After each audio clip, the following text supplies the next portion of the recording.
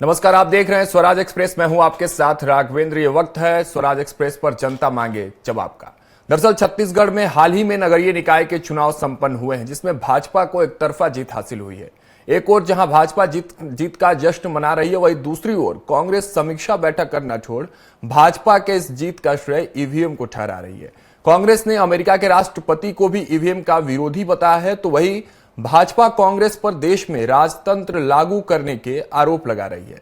EVM की विश्वसनीयता को लेकर उठे इस सियासी बवाल पर आज हम चर्चा करेंगे, लेकिन उससे पहले आप देख लीजिए खास रिपोर्ट।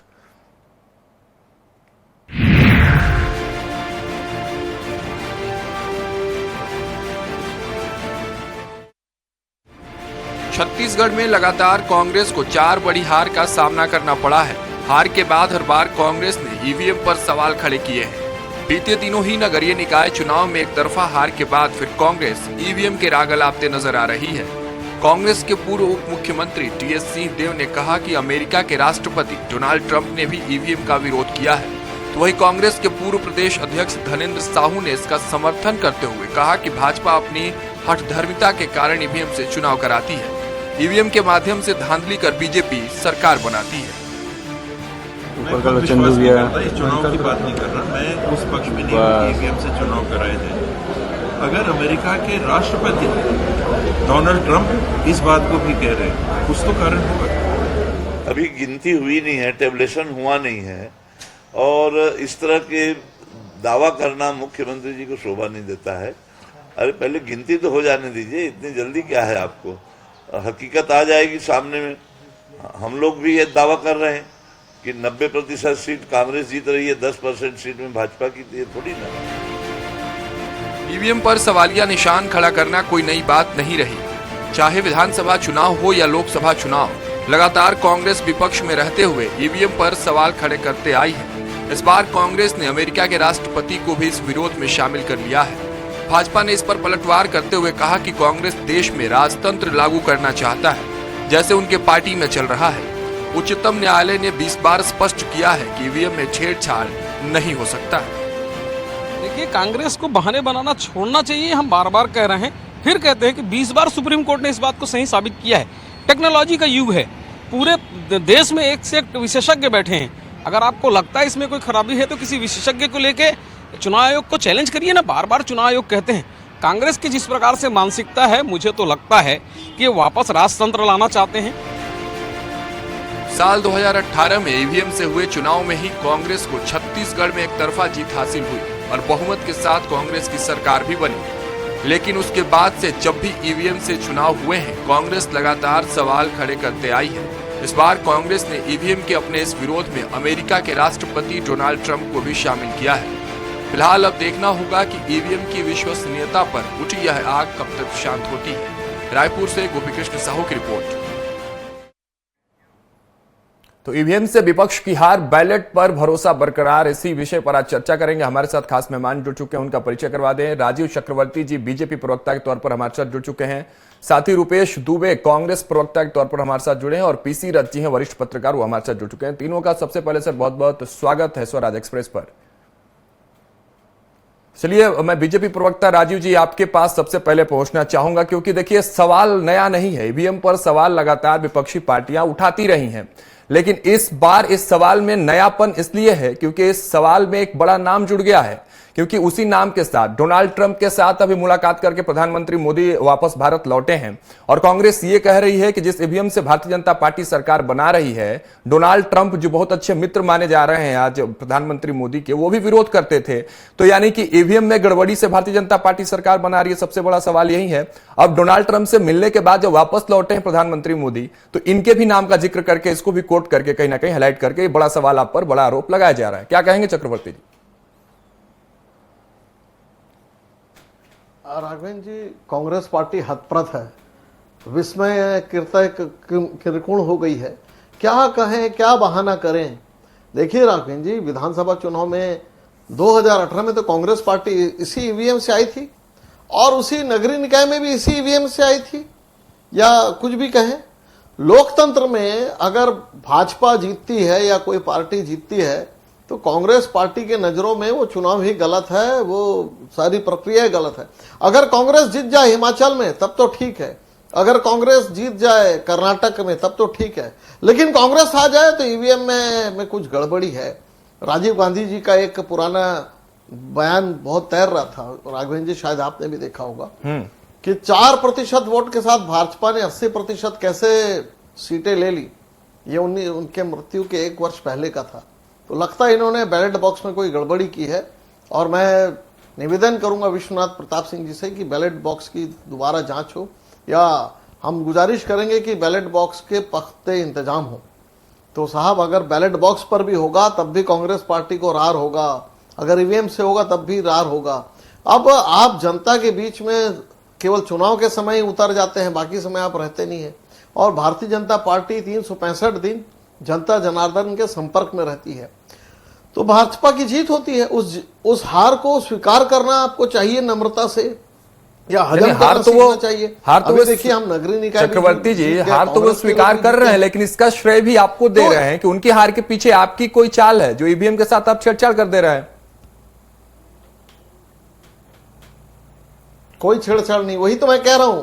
कर्नाटक में ईवीएम सही था और हिमाचल में ईवीएम सही था, छत्तीसगढ़ में 2018 में सही था, और पिछले समय भी सही था। जब हार जाए, हार का ठीकरा फोड़ दे, उच्च न्यायालय ने कह दिया है। आम आदमी पार्टी ने भी आरोप लगाया था, उन्होंने कहा कि आप प्रदर्शन करके दिखाइए कैसे होता है, कैसे हैकिंग होती है। वो आए नहीं दोबारा, और सर्वोच्च न्यायालय ने इनके ऊपर फटकार लगाई। तो देखिए कहावत है कि नाच न जाने आंगन टेढ़ा। तो ये इनको आता नहीं है कुछ, ये आरोप लगाते हैं। अच्छा, एक छोटा सा जवाब और दे दीजिए, फिर रुपेश दुबे जी हम आपके पास आते हैं। बैलेट पेपर में भी हुआ पंचायत चुनाव राघवेंद्र जी। हाँ, एक छोटा सा जवाब दे दीजिए। देखिए एक सवाल कांग्रेस हार गई है, वो तो बैलेट पेपर से हुआ। ठीक है, एक छोटा सा जवाब दीजिए, फिर दुबे जी आपके पास आते हैं। कांग्रेस ये भी कह रही थी, हमने रिपोर्ट में भी ये बात दिखाई कि अब इलेक्शन तो हो जाता है, चलिए ठीक है, ईवीएम से हो चाहे बैलेट पेपर से हो, आपका जो अनुमान हो जा रहा है, आप ये कह रहे हैं कि इतने सीटों पर हम जीत रहे हैं। उनका एक बड़ा सवाल ये है कि जब तक अभी काउंटिंग हुई नहीं भैया, आप कैसे कह देते हैं कि इतनी सीटों पर हम जीत रहे हैं, और लगभग उसके आसपास आप जब पहुंच जाते हैं तो अब कांग्रेस का एक बहुत बड़ा फिर सवाल वहां खड़ा हो जाता है कि आपको पहले ही कैसे पता चल जा रहा है। चक्रवर्ती जी जल्दी से। बिल्कुल, मैं आपको बता देता हूं।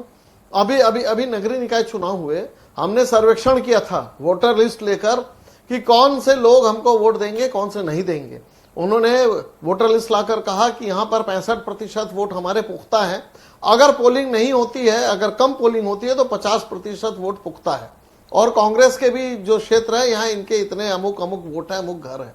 तो ये 3 चरणों में जब हम सर्वेक्षण करते हैं तो हमें पता चल जाता किस किस बूथ में हम जीत रहे हैं, किस बूथ में हम सर्वाधिक लीड से जीत रहे हैं, किस बूथ में हम हार रहे हैं। तो ये तो बिल्कुल बहुत आसान सी बात है, कोई मैजिक नहीं है, कोई रॉकेट साइंस नहीं है, बिल्कुल हम पता लगा लेते हैं। तो अगर हम पता लगा लें तो उसमें भी दिक्कत है, तो भैया आप उसे ठीक कर लीजिए, आप अपना घर बचा लीजिए। आपके घर में आपका सिक्का खोटा है, आप बाजार को दोष दे रहे हैं, आप दुनिया को दोष दे रहे हैं। अब देखिए कांग्रेस पार्टी में सरफुटाबल चल रहा है, बाबा को लेकर, भूपेश बघेल जी को लेकर, और अध्यक्ष महोदय को लेकर। सोशल मीडिया में कार्यकर्ता कांग्रेस के अपना दर्द बखान कर रहे हैं कि इस्तीफा दे देना चाहिए शहर अध्यक्ष को या प्रदेश अध्यक्ष को। तो कांग्रेस पार्टी को पहले अपना घर ठीक कर लेना चाहिए। ठीक है रुपेश जी, आरोप लगाने के पहले अपने आप को पुख्ता कर लेना चाहिए, देखिए होमवर्क कर लेना चाहिए। ठीक है, होमवर्क कर लेना चाहिए। रुपेश जी, सवाल यही है कि आप लोग समीक्षा करिए, बीजेपी यही कह रही है कि समीक्षा करिए, ईवीएम के पीछे भागने से कोई मतलब नहीं है। शायद ये वही कह रहे हैं कि जहां आप जीते वहां ईवीएम से आपको प्यार हो गया, जहां हारे वहां ईवीएम बेकार हो गया। तो ऐसा क्यों हो रहा है? 21 राज्यों में एनडीए और बीजेपी प्लस की जो सरकारें वो हैं, बाकी जहां उनकी सरकारें नहीं हैं वहां भी तो ईवीएम हैक करके अपनी सरकार बना सकते हैं। पीसी रथ जी नमस्कार, राजीव भाई नमस्कार। राघवेंद्र जी, लोकतंत्र में ऐसी व्यवस्था होना जिसमें जनता स्वयं अविश्वास की भावना जनता के मन में पैदा हो, वो कतई लोकतंत्र के लिए उचित नहीं हो सकता। आप देखिए नगरीय निकाय चुनाव में जिस प्रकार से ईवीएम में इलेक्शन हुए हैं, माननीय सुप्रीम कोर्ट का हवाला राजीव भाई दे रहे हैं, तो माननीय सुप्रीम कोर्ट ने यह भी कहा है कि वीवीपैट की भी व्यवस्था होनी चाहिए। जिस प्रकार से एक मशीन में 2 वोट का नया परंपरा भाजपा ने प्रारंभ करी, ना तो इन्होंने आम जनता के बीच में मतदाताओं के बीच में उस मशीन का प्रदर्शन किया, उस मशीन का किया। उस मशीन में वीवीपैट की भी व्यवस्था नहीं थी। बैलेट यूनिट 2 थे लेकिन कंट्रोल यूनिट 1 था। और इन्होंने भाजपा में छत्तीसगढ़ की सरकार ने आम मतदाताओं के लिए एक नई परंपरा का शुरुआत कर दी। जो स्थानीय निकाय के चुनाव हैं, जो निम्न स्थानीय स्तर पे होते हैं, उसमें से व्यक्ति चाहे तो एक महापौर को दे या पार्षद को वोट ना दे। माने ये किस प्रकार का लोकतंत्र है? जबकि वोटों के अधिकार के लिए व्यक्तियों को ये बात के सुनिश्चित करना चाहिए कि आप पार्षद और महापौर दोनों का मत दें, वोट दें। लेकिन इनके द्वारा ये नया सिस्टम लागू कर दिया गया। ना वीवीपैट है, मैं किसको वोट दे रहा हूं वो भी मुझे नहीं दिख रहा है। तो ऐसी स्थिति में ईवीएम की विश्वसनीयता और छत्तीसगढ़ सरकार की लचर प्रशासनिक व्यवस्था का प्रमाण सामने आया है। देखिए अभी बहुत ऐसे बयान देखिए दुबे जी, एक मिनट रोक रहा हूं। 2018 के विधानसभा चुनाव के बाद ऐसे बयान बिल्कुल राजनीतिक गलियारों में कांग्रेस की तरफ से नहीं थे, क्योंकि आप बम्पर मतों से जीते थे उस वक्त। तो जहां जीत गए, इसीलिए सवाल ये उत्पन्न हो रहा है, नहीं जहां जीत गया वहां ठीक, जहां हार गए वहां ईवीएम पर रार। 2018 में ऐसे बयान क्यों नहीं सामने आए? राघवेंद्र जी, ईवीएम पर प्रश्न चिन्ह लगातार लगता रहा है, लेकिन नगरीय निकाय के चुनाव जिस प्रकार से छत्तीसगढ़ की सरकार अविश्वास की भावना थी, अनिश्चितता थी कि वो बैलेट से चुनाव कराए या ईवीएम से चुनाव कराए।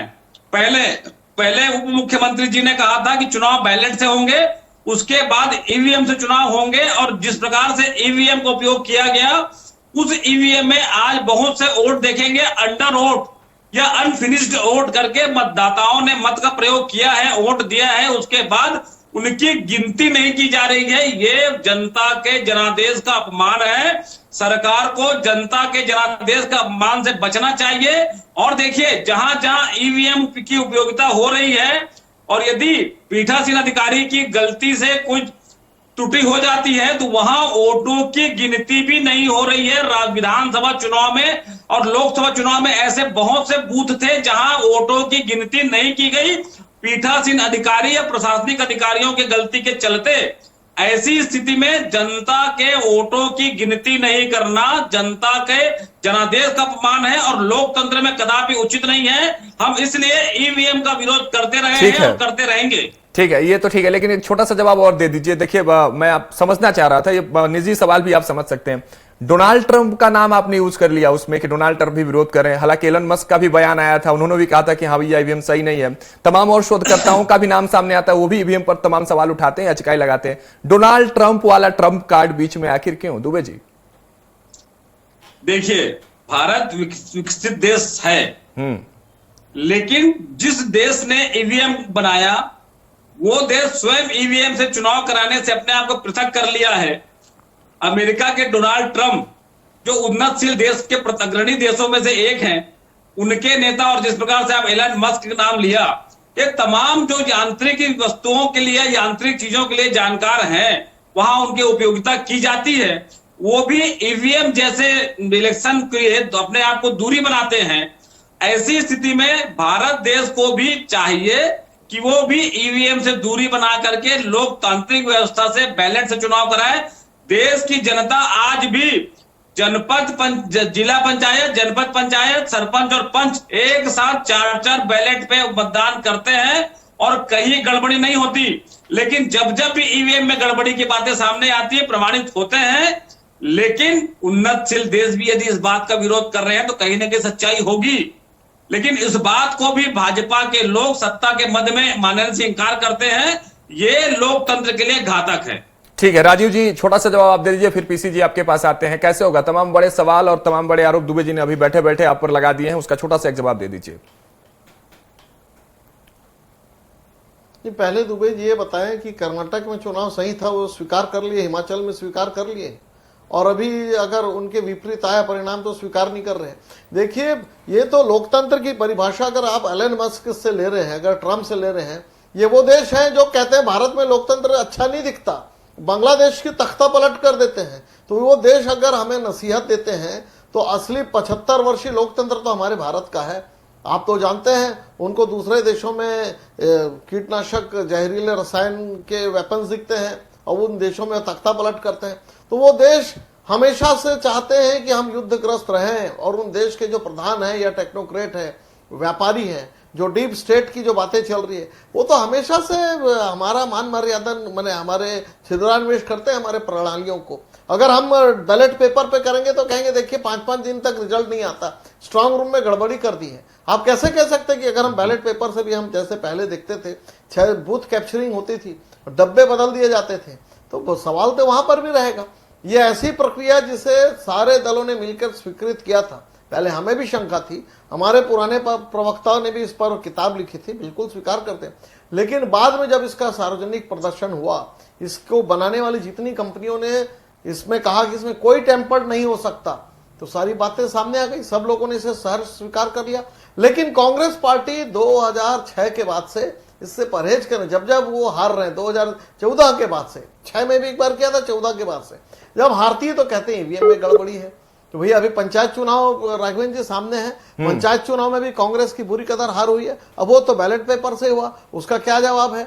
तो देखिए किसी देश ने कह दिया कि भारत में लोकतंत्र अच्छा नहीं है, भारत में अघोषित आपातकाल लगा है, हम उस देश की बातों को मान लें, और हमारे अपने अंदर में भी ये स्वीकार्यता है कि जनता राजस्थान में कांग्रेस को जिता देती है, फिर भाजपा को जिता देती है। अभी जो चुनाव परिणाम आ रहे हैं वो आपके सामने है। ठीक है, तो आत्मचिंतन हकीकत को समझ लेते हैं, हकीकत को समझ लेते हैं। पीसी रथ जी आपका रुख करते हैं, ठीक है, चक्रवर्ती जी वापस आते हैं आपके पास, वापस आते हैं। पीसी रथ जी आपसे समझना चाहते हैं हकीकत की, जब बात आ जाती है बैलेट पेपर वर्सेस ईवीएम, किस तरफ विश्वास की जो बात हो रही है, विश्वास स्थापित किस तरफ किया जाए? आपने तो वो दोनों दौर देखे होंगे, जिस तरह से चक्रवर्ती जी भी कह रहे हैं, दुबे जी ने भी वो दौर देखी होंगी। हालांकि मैंने जब से होश संभाला तब से मैं ईवीएम ही देख रहा हूं। हालांकि मेरे पूर्वज जो है वो बताते थे कि बैलेट पेपर से भी वोटिंग के दौरान गड़बड़ियां होती थी, क्योंकि मानवीय प्रक्रिया थी वो। उसके बाद जो बैलेट बॉक्सेस की बात जिस तरह से कह रहे हैं कि नदी में बहा देना, बैलेट पेपर को जला देना, बूथ कैप्चरिंग की बात तब भी होती थी, गड़बड़ियां तब भी होती थी। लेकिन अब जब इस वक्त जहां आज अब भारत आगे विकास की ओर अपनी नजरिया रख रहा है, विश्व गुरु बनने की ओर देख रहा है, उस तरह से अगर चुनावी प्रक्रिया पर और चुनावी मशीनों पर सवाल उठता है तो किस तरह विश्वास जो स्थापित हो वो किस तरफ किया जाए? पीसी जी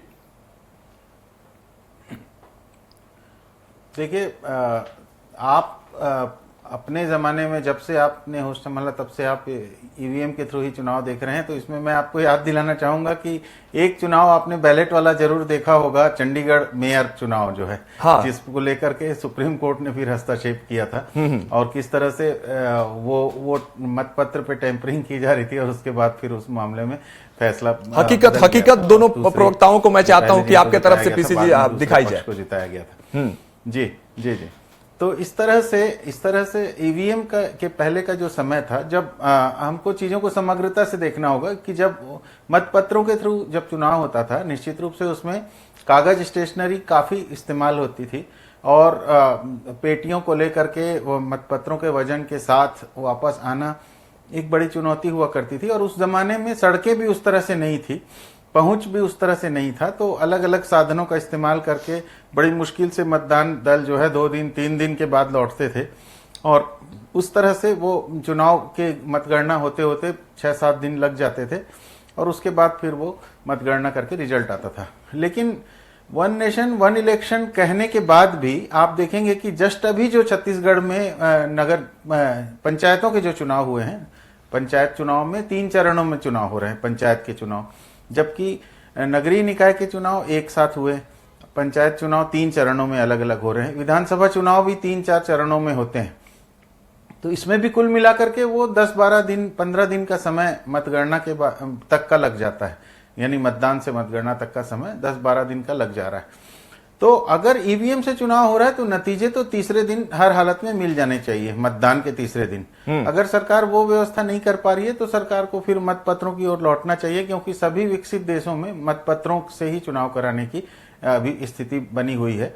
तो वो हमसे टेक्नोलॉजी में बहुत आगे हैं, वो हमसे 40 साल 50 साल आगे हैं, लेकिन वो मतपत्रों पे इसलिए यकीन कर रहे हैं क्योंकि जब हम मंगल ग्रह में मंगलयान भेजते हैं, जब हम चंद्रमा तक के यान भेजते हैं, तो इलेक्ट्रॉनिक डिवाइस जो भी होता है उसके थ्रू हम धरती पे बैठ के उसको कंट्रोल करते हैं।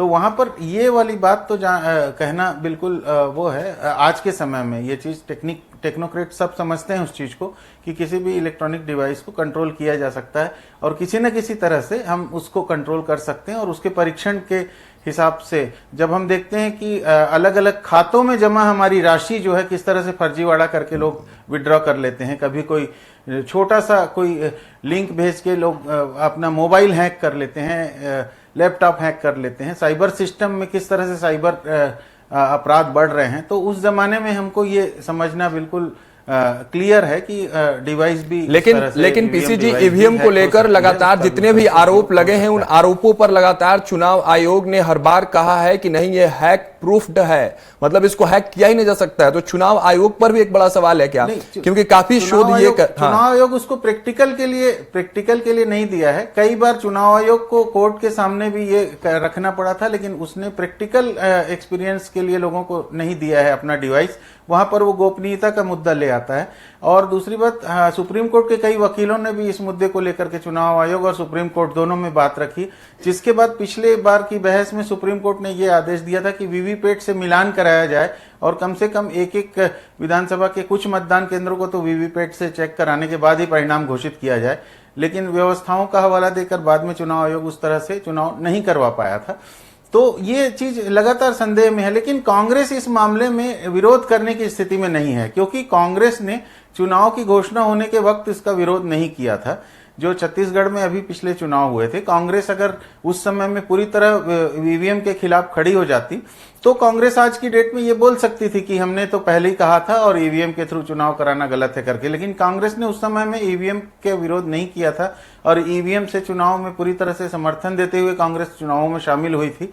अगर आपने पहले विरोध नहीं किया है तो चुनाव हारने के बाद आपका विरोध करना उस तरह से कोई वो नहीं रखता है ना, मान्य नहीं होगा जनता के बीच। ठीक है, इसलिए ये कहना बिल्कुल सही है कि अगर विरोध है तो विरोध हर तरह से दिखाई देना चाहिए। विरोध हारने के बाद दिखाई दे और जीतते समय दिखाई ना दे तो इससे आपके विरोध का अहमियत कम हो जाता है। चलिए दुबे जी, इसी सवाल के साथ आपका रुख कर रहे हैं। टेक्नोलॉजी में जिस तरह से रोज परिवर्तन हो रहे हैं उसमें बहुत जरूरी है कि इन सब चीजों को लेकर के जनमानस का सम्मान किया जाए और जो परिवर्तन है वो चुनाव आयोग उस तरह से अगले चुनावों में करे। चलिए दुबे जी के इसी वाक्य को उठाकर, दुबे जी मैं आपके पास पहुंच रहा हूं, कैसे होगा? जीत रहे हैं तो ईवीएम ठीक, वही सवाल दोबारा, उस पर एक पूर्णतः जवाब दीजिए। पूर्ण विराम आज लगाते हैं जाइए इस चर्चा में।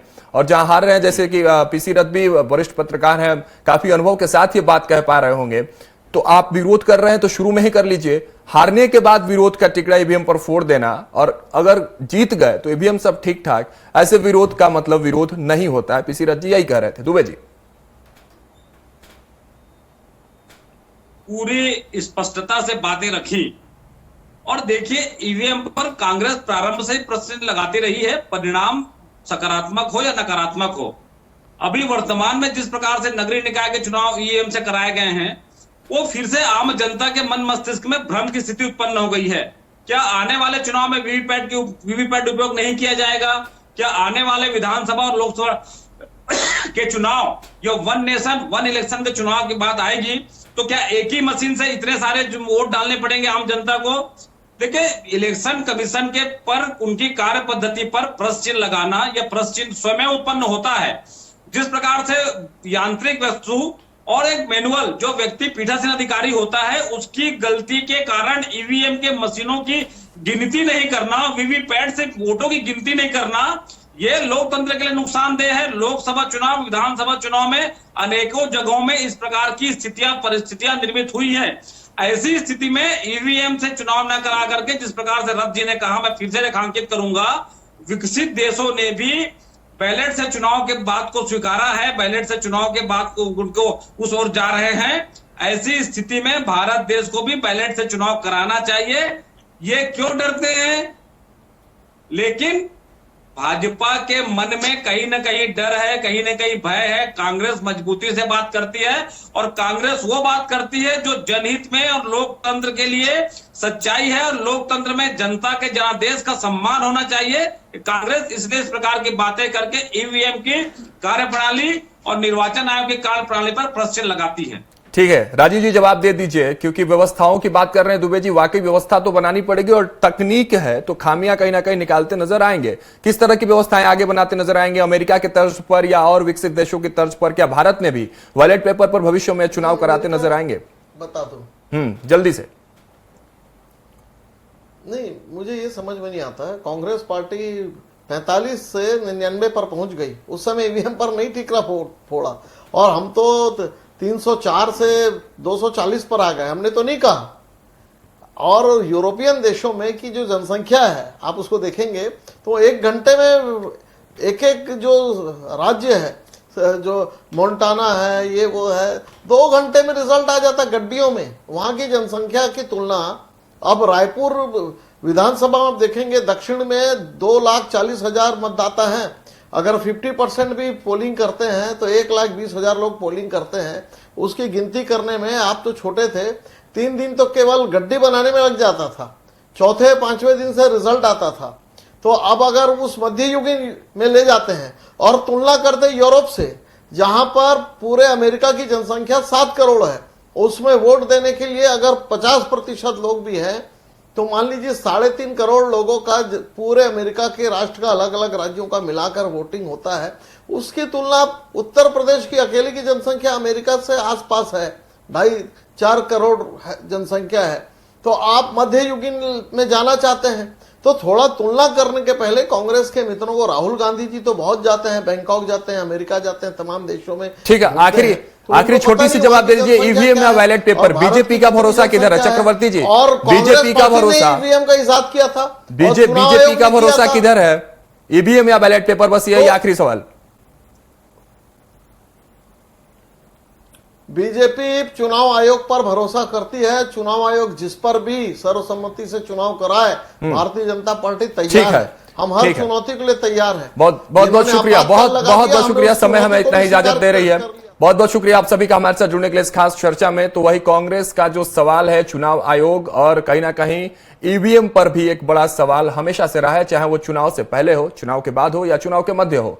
लेकिन इस बार जो सियासी माहौल बिगड़ा हुआ है ये है कि ईवीएम पर सवाल तो उठाए कांग्रेस ने, लेकिन इस बीच डोनाल्ड ट्रंप का नाम जोड़ते हुए ईवीएम पर एक बड़ा सवाल उठाया गया। अब देखना होगा, कोई ये नई बात नहीं है कि ईवीएम पर कांग्रेस सवाल उठा रही है, लेकिन नए तरीके से इस बार जो बात उठाई गई है, इसका कितना हलचल और इसका कितना असर देखने को मिलता है सियासी गलियारों में। फिलहाल मेरे साथ इतना ही, मुझे दीजिए इजाजत, नमस्कार।